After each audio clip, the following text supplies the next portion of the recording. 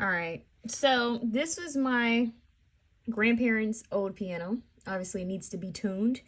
Who knows when the last time it was tuned?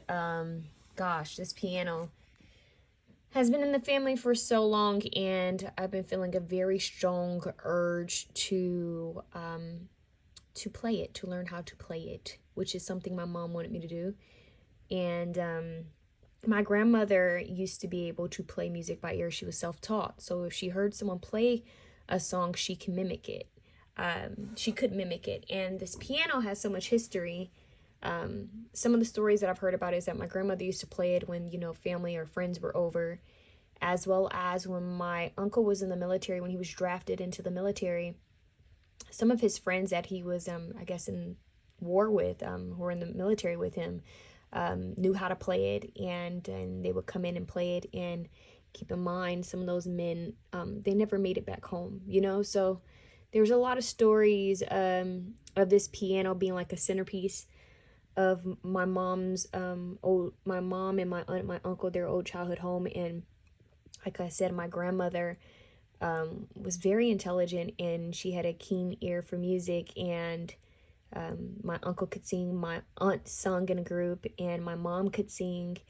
And I used to sing. I used to take singing lessons. Like, I used to really love to sing. I had actually slowly learned how to read sheet music. I can't remember how to read it anymore. And we were kind of forced to learn how to play the flute in elementary school. And I remember my favorite music teacher, Mr. Span, he just left a very big impression on me in regards to music. And music has always been like just a part of my life.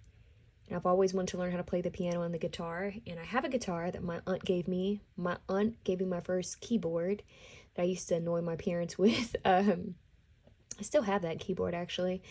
And yeah, I always wanted to come back to music. My mom wanted me to start writing music. She even helped me at one point, and I just kind of gave up.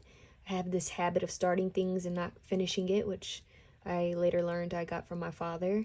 A bad habit that I don't like. And so I told myself that I would at some point come back to it. And spiritually, I've been getting all these different synchronicities of coming back to music.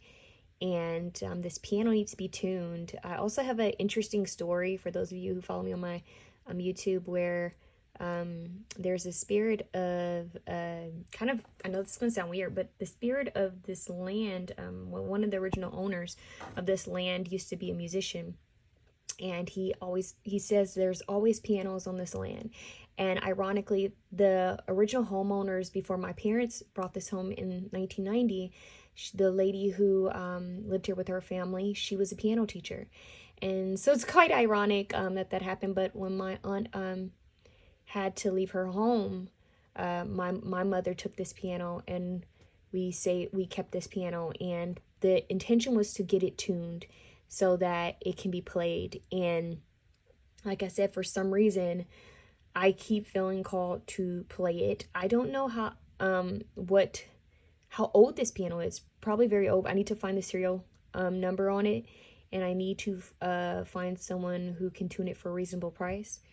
And it just feels like a very big part of my calling and a part of my heart for some reason. And I don't know, there's something to this. I can't quite explain it, but it strongly feels important to my journey. And just seeing these keys and touching them, I never got a chance to meet my grandmother or my grandfather on my mom's side. So touching this piano is like the closest thing that I'll get to being able to touch like my grandmother.